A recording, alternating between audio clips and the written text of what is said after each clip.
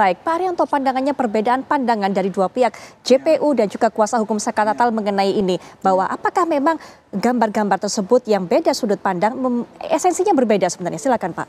Kalau saya ya pasti berbeda, karena jaksa itu kan berpandangan dia mempertahankan apa yang dulu dianggap sudah benar yang di sidang pada waktu persidangan dulu.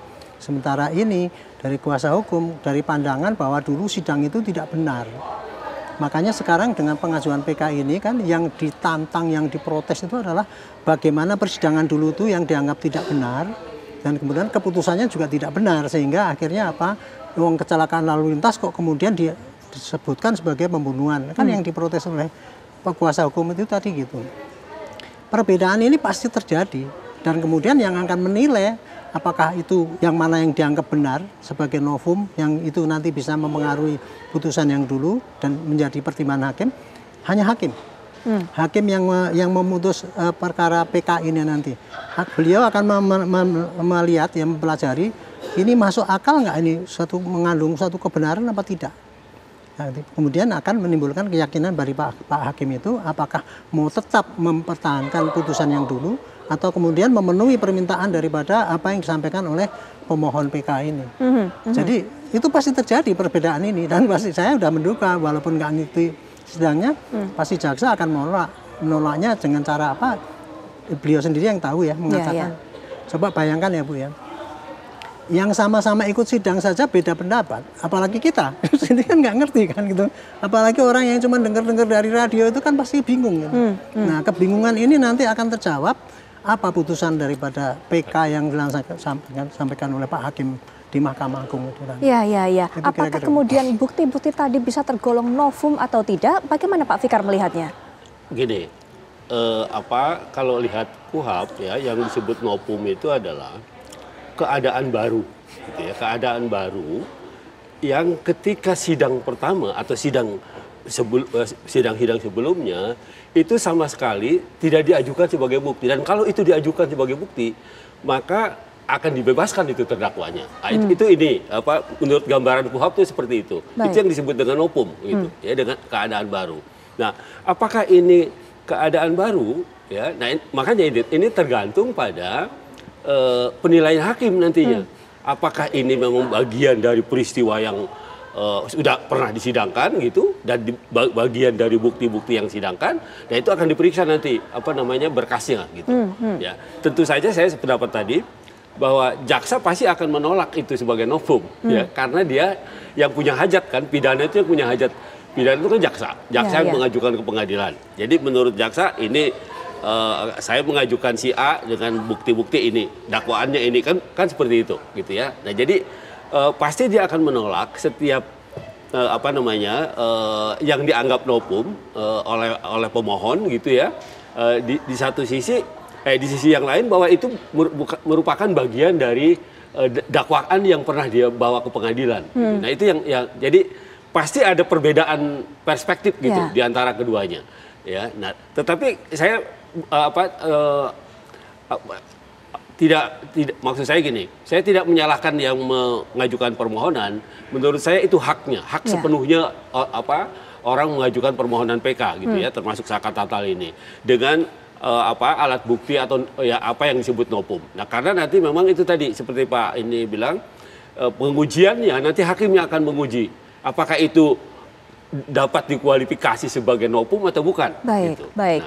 Ya, baik. Bu Titin, dengan hasil dari persidangan hingga saat ini setidaknya bagaimana tanggapan jaksa? Bagaimana Bu Titin melihat peluang dari Saka Tatal, klien Bu Titin, untuk bisa mendapatkan nama baiknya kembali? Tapi nanti Bu Titin dijawabnya setelah jeda, kita akan istirahat sejenak, kami sudah kembali saat lagi.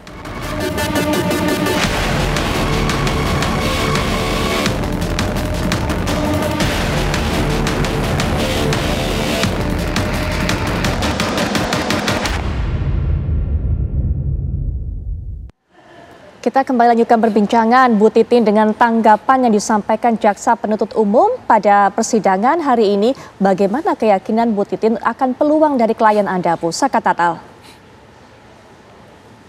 Saya tetap optimis, Mbak, karena bagaimanapun saya 2016 saya meyakini tidak pernah ada terjadi pembunuhan dan pemerkosaan seperti yang tertuang dalam tuntutan. Saya yakin betul, apalagi dengan diterimanya novum yang berupa visual yang saya terima di 2 bulan yang lalu gitu. Itu saya sangat yakin, ternyata keyakinan itu betul. Tinggal sebetulnya kan ini dikembalikan kepada institusi, apakah kepolisian, kejaksaan, kehakiman gitu, memeriksa kembali.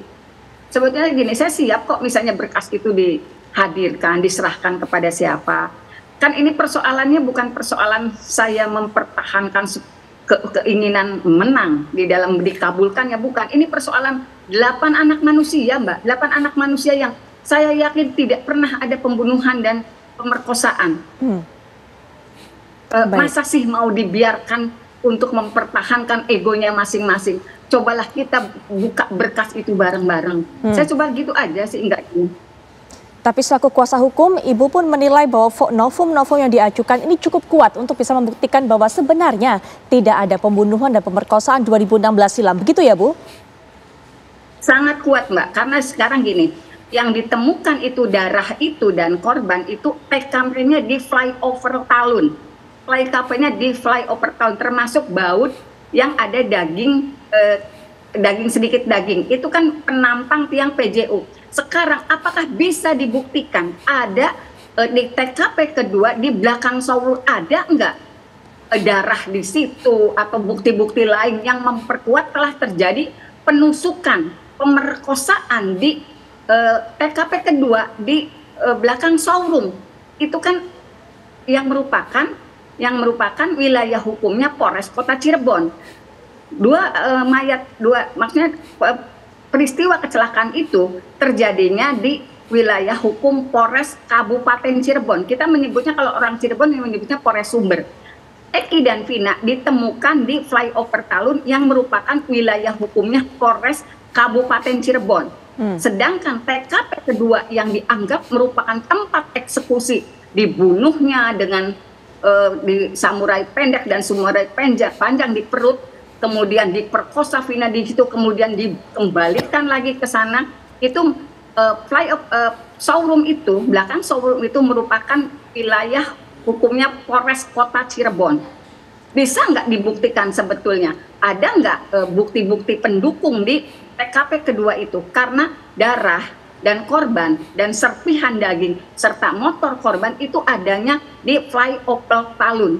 Ya, baik. Gitu. Bu Titin, karena kasus ini juga sudah mendapatkan sorotan dari masyarakat, maka kita juga tidak bisa mengenyampingkan bagaimana pandangan ataupun juga pertanyaan yang ada di benak dari publik, benak masyarakat. Banyak masyarakat juga yang masih bertanya-tanya, Ibu, kenapa kemudian baru mengajukan PK untuk Saka Tatal ini pada saat ini, bukan pada saat kemarin ketika kemudian 2020 bebas bersyarat. Apakah memang karena ada novum yang kuat saat ini atau hanya memanfaatkan momentum saja, Bu, sebenarnya?